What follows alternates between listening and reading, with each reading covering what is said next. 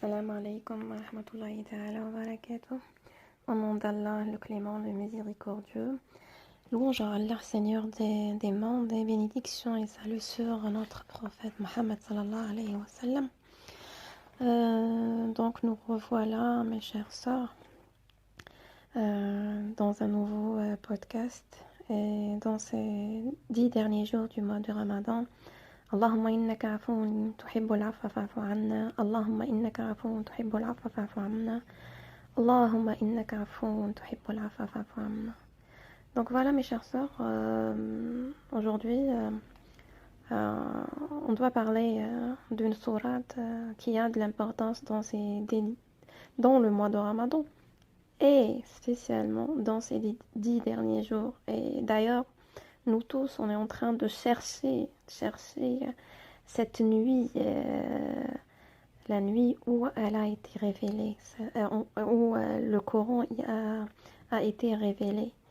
Et puis, le lien entre le Coran et cette sourate, c'est un lien très proche. C'est un lien qui ne se détache jamais. La première chose qui nous vient à l'esprit quand on dit Coran, on va tout de suite dire Surat al-Qadr, Surat Laylatul Qadr, la destinée. Laylatul Qadr, c'est une sourate où il y a un message de lumière et de paix. C'est une sourate d'inspiration, mais quoi? Elle traite un thème dont les savants n'ont pas fini encore de débattre. Non seulement pour son importance, mais aussi pour tout ce qu'elle cache, ses sens profonds et l'importance de cette nuit-là. Donc, il s'agit en fait de la question du destin de l'être humain, de l'homme. Nous, les indigents, Allah subhanahu wa ta'ala, concernant tout ce que Allah nous a attribué ici-bas et dans l'au-delà. Et puis, les savants parlent d'arrêt immuable qu'Allah fixe dans cette nuit pour le reste de l'année, Inch'Allah, et pour chaque individu et chaque créature.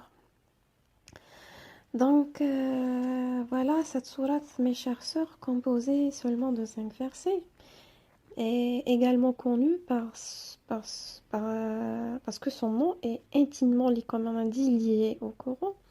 Et puis, on célèbre cette nuit, en général, Laylatul Qadr, dans ces 10 derniers jours du mois de Ramadan. On dit qu'il y a des hadiths qui disent le 23, il y a des hadiths qui disent le 27, et c'est des hadiths identiques. Et on les célèbre ces nuits par la récitation du Coran, plus que d'habitude. La prière nocturne également. Beaucoup d'actions de charité en espérant qu'Allah nous écrit parmi les meilleurs et qu'Allah nous écrit le meilleur des destins et il va nous éviter le pire et les mauvaises choses, Inch'Allah. Donc la structure de la sourate, elle a 3 caractéristiques. Donc la sourate débute par une affirmation pour informer. Donc elle commence de la révélation du Coran pour la première fois pendant la nuit du destin. Inna anzalnahu fi laylatil qadr. Donc c'est le premier verset. La deuxième partie, elle parle de l'importance de cette nuit. Wa ma adraka ma laylatul qadr, le deuxième verset, qui a en plus de la révélation du Coran, Inna anzalnahu fi laylatil qadr, donc à 3 autres caractéristiques. Donc on vient par la suite, on a dans les 3 versets qui vont suivre 3 caractéristiques. Alors elle est meilleure que 1000 nuits ordinaires. Khayrun min alfi shahr. Le 3e verset, la descente des anges sous la conduite de l'ange Gabriel, dans le 4e verset. Et puis le cinquième verset, c'est une nuit de paix. Salamun hiya hatta matla'il fajr. Donc c'est ça les trois caractéristiques qu'elle enveloppe. Dans la descente du Coran, nous l'avons en vérité fait descendre dans la nuit du destin. Inna anzalnahu fi laylatil qadr. Donc le Coran fut descendu en cette nuit de destin de la table sacrée gardée de chez Allah subhanahu wa ta'ala au ciel le plus bas, qui est le nôtre, avant d'être révélé graduellement et avec l'autorité bien sûr directe d'Allah subhanahu wa ta'ala par l'ange Gabriel, Jibril alayhi salam, à notre prophète Mohammed sallallahu alayhi wa sallam, suivant des faits et des circonstances précises. Sur environ 23 ans entre la Mecque et la Médine, mes chers sœurs. Donc, dans cette longue période, a permis aux compagnons du prophète sallallahu alayhi wa sallam, en plus des explications, les hadiths qu'il leur a donné, de bien assimiler et d'en faire une charte, oui, une charte dans leur conduite et dans la gestion de leurs affaires. C'est ça le Coran. On a dit que c'est un guide. Donc il a ramené une charte pour... Donc ils ont eu le temps, les compagnons, pendant tous les 23 ans, d'avoir des balises, d'avoir cette charte consolidée, des balises pour justement pour que l'islam arrive euh, où on est actuellement avec dans tout le monde dans tout le monde. Donc et puis vu le style divin facile à comprendre et à apprendre, donc le Coran il a été préservé contre tout, contre l'oubli, contre toute tentative de falsification. Et comme cela a été le cas, euh, en fait, ça n'a pas été le cas pour les autres livres sacrés. Donc ça, c'est un point, mes chères sœurs, c'est un autre défi, en fait, de notre Coran, du Coran. Et c'est un autre défi de Allah subhanahu wa ta'ala, que c'est lui qui va préserver ce livre saint. Plusieurs passages du Coran ainsi que plusieurs hadiths nous incitent à apprendre et à se rappeler régulièrement et constamment du Coran et d'en méditer le sens pour s'en servir comme guide dans la vie. On a déjà parlé de ça. Donc c'est un guide. Le Coran c'est un guide. Donc il faut le méditer, il faut le comprendre pour savoir comment l'utiliser dans notre vie pour gagner cette vie et gagner l'au-delà. Et là, j'ouvre une parenthèse, mes chères sœurs. Euh, pour les nouveaux convertis en islam, si vous allez remarquer, une bonne partie d'eux, ceux qui ont cherché avant, c'était leur curiosité de chercher c'est quoi le Coran. Ils ont essayé de lire le Coran, ils ont essayé de chercher des fois le sens de certains versets. Ils ont essayé de comprendre certains comportements, nos comportements en tant que musulmans, et ils l'ont cherché dans le Coran. Si vous allez entendre ce qu'ils disent, ils vont dire que ils ont vécu dans ces versets, leurs synonymes, leur compréhension, ils ont cherché, et ça a pris du temps. Des fois, c'est quand même quelques années. Et par la suite, par la suite, ils étaient convaincus que c'est le droit chemin d'Allah subhanahu wa ta'ala. Et c'est ça la religion d'Allah subhanahu wa ta'ala. Et c'est le livre d'Allah subhanahu wa ta'ala. Et ils vont dire shahada, ils vont rentrer en islam, alhamdoulilah. Donc, ce que je veux dire par cet exemple-là, mes chères sœurs, c'est qu'ils ont essayé de comprendre les versets du Coran. Et cette compréhension, mes chères sœurs, c'est ça la méditation. C'est ça l'étude du Coran. C'est pas juste lire le Coran, non, c'est aller plus profond. Donc voilà. Donc c'est pour ça qu'on a le Coran. C'est un guide et le guide là, on doit le comprendre, on doit chercher. est particulièrement promis, promis beaucoup de récompenses et de mérites à celui qui s'y intéresse vraiment. Donc les récompenses, elles sont différentes selon notre façon de prendre ce Coran-là. Donc il est mis en garde contre son utilisation à des fins bassement mercantiles ou pour chercher un quelconque but au seul bénéfice ici-bas. L'importance de la nuit du destin, mes chères sœurs, et qui te fera saisir ce qu'est la nuit du destin. Donc, c'est le deuxième axe souligne, ce deuxième axe souligne l'importance et la place de la nuit du destin. Elle équivaut à l'âge imaginé d'un homme qui vit une pleine vie de 80 ans, environ 80 ans. Donc, c'est vraiment beaucoup.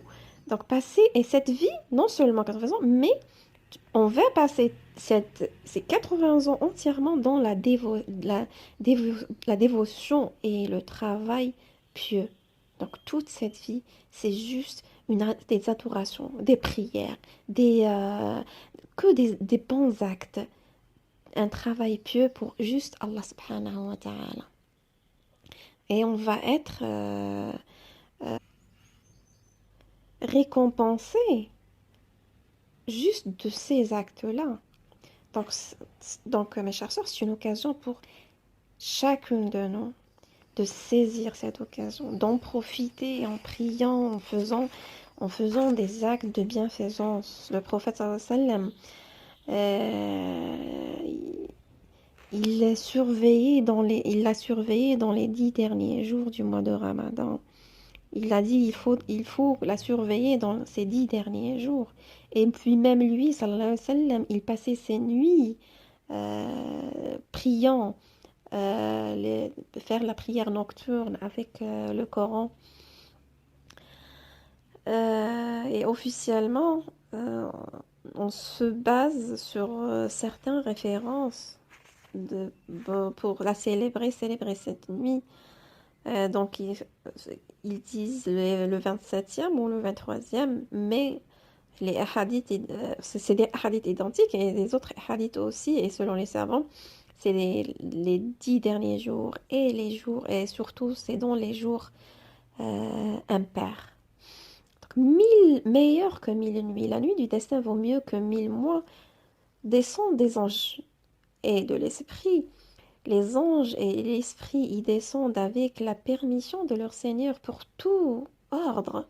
Donc déjà, le fait que Jibril, alayhi salam, il va descendre, c'est quelque chose d'extraordinaire parce que Jibril, alayhi salam, c'est l'ange qui... c'est l'ange, entre le messager entre Allah subhanahu wa ta'ala et ses prophètes. Donc, il va descendre et puis même les anges, ils vont descendre et puis la terre, elle va tellement être immergée, inondée par les anges qu'ils vont être partout, subhanallah. Juste pourquoi? Parce qu'ils sont heureux pour nous. Nous, les croyants, qu'est-ce qu'ils vont faire, eux? Ils vont juste faire des invocations pour nous, pour qu'Allah subhanahu wa ta'ala nous pardonne. C'est juste ça. Imaginez ces anges-là, subhanallah. Donc, il faut sentir ça ces jours-là, ces jours-ci. Il faut dire que, oh, alhamdoulilah, on est entouré. La terre, elle est pleine. Elle va être pleine, Inch'Allah, avec des anges qui vont juste faire des invocations, des prières pour nous. Paisible, elle est. De paix, elle est faite jusqu'au lever de l'aube. Eh bien oui. Donc, c'est la détermination fait partie des éléments de la croyance. La croyance en Allah, à ses anges, à ses livres, à ses prophètes, sans distinction, l'au-delà et la détermination dans le bien et dans le mal.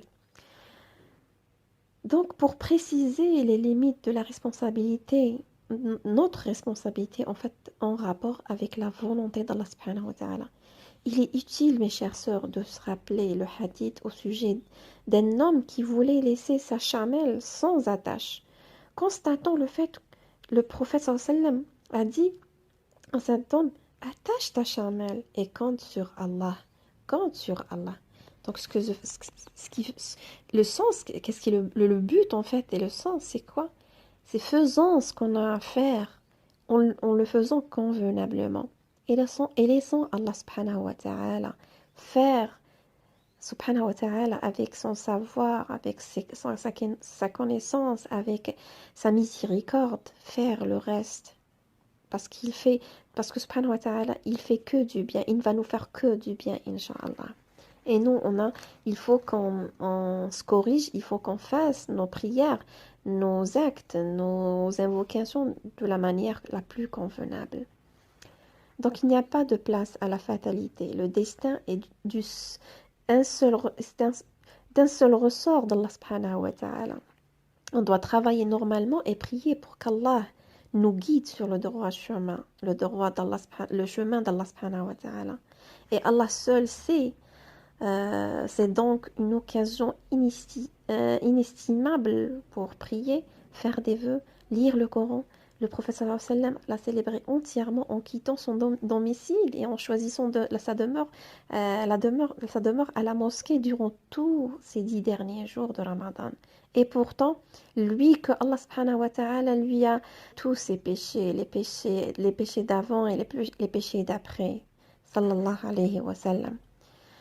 Donc, et puis il l'a consacré exclusivement à la prière et à la méditation. Il priait pour lui et surtout, il priait pour nous, mes chères sœurs.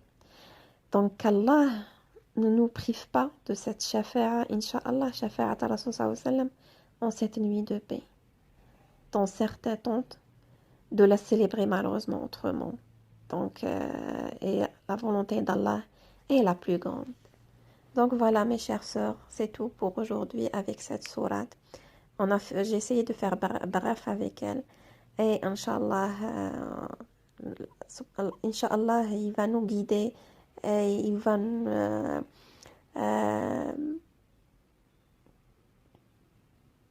nous permettre de vivre cette nuit-là, Inch'Allah. هذا أستغفر الله لي ولكم والحمد لله رب العالمين والصلاة والسلام على أشرف المرسلين.